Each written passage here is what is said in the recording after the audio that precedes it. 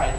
So, the inspiration for this story was, well, actually, I had written this story, I want to say last summer, and this was before I came out myself, and so some of the questions inside this story are the ones that went in through my head on a daily basis, wondering, what would happen. So, I wrote this story just to help me get it out, and also, I want to add my voice to the many other people who are fighting for the equal rights for the LGBT community, and the best way I feel like I can do how is through my writing. So here we go. Inhale, exhale. Inhale, exhale. I was so nervous that I had to remind myself to breathe. Who wouldn't be nervous? This was a big deal. A life-changing moment that I wasn't sure I was ready for. How would mom and dad react? On the flight home from college, all I could think about was how I was going to tell them. Should I blurt it out or work my way up to it? This was the last day of my spring break. It was now or never. I started to pace my room. I couldn't sit anymore. Were they going to be mad, sad, disappointed? I was about to tell them that I wasn't the boy they thought they knew. No, I wasn't going to talk myself out of this. I made a choice, and I was going to see this through. I took another deep breath and headed downstairs. I was going to tell them. I was going to come out. No longer was I going to lie or be ashamed of who I was. I wasn't going to live in fear of who I was anymore. I headed towards the kitchen, passing by the hallway along my way. Our main hallway was filled with family photos. There were photos of my sister Amber and me throughout our childhood. My mother loved organization. So the front of the hall were pictures of our grandparents and wedding photos of my parents. Walking down the hallway, you were walking along the timeline of our family. The latest additions were our graduation photos. My sister also went to college out of state. She still had a week before her spring break, so I wasn't able to have her with me for this momentous occasion. I continued down the hall, looking at all the photos of our family vacations and candid photos from our everyday lives. I stopped and take them all in. My first day of kindergarten.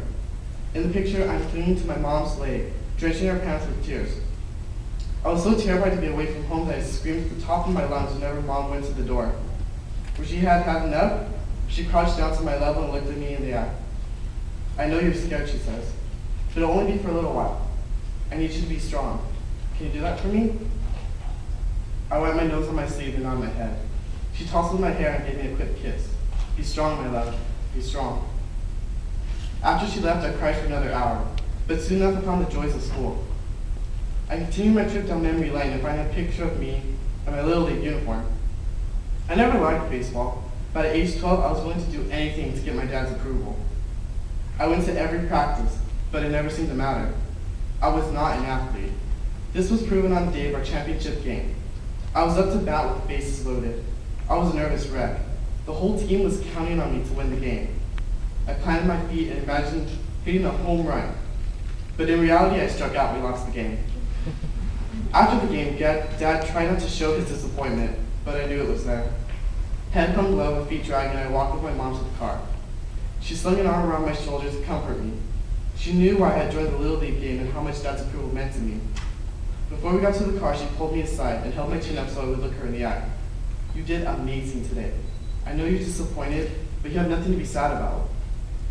But I lost the game. I was on the verge of tears. What will Dad think of me now? He will think that he has the best son in the world for being strong enough not to give up on his team. She sounded so sure of herself. How could I not believe her? We continued back to the car, and just before we got in, she whispers, "Be strong, my love. Be strong." I searched for my favorite picture and found it between the photos of Amber's Sweet 16 and the day we adopted our chocolate lab, Reese's, from the pound. It was a picture of my sister and me in a giant pile of leaves. Dad had raked up a mountain of leaves one weekend in November, just so we could jump into them together. We had so much fun that day that we made it a tradition every fall to reach the biggest pile of leaves we could jump into. As years went by, more traditions were created and old ones were modified. Would we still have moments like this when I came out? Would they still see me as their son? Would they still be proud of me? I tried my hardest to be the son I thought they wanted. I made sure I got good grades and went to a college I knew would make them proud. I did as many extracurricular activities as possible without affecting my grades. I volunteered at animal shelters and soup kitchens. I joined a variety of clubs and had a part-time job to help my family. I tried to make them proud of me. Soon I realized what would make them proud was me being happy with my life and living it the best way I knew how. To start, I had to tell them who I was. I heard them talking in the kitchen. I found myself moving towards them despite my fear.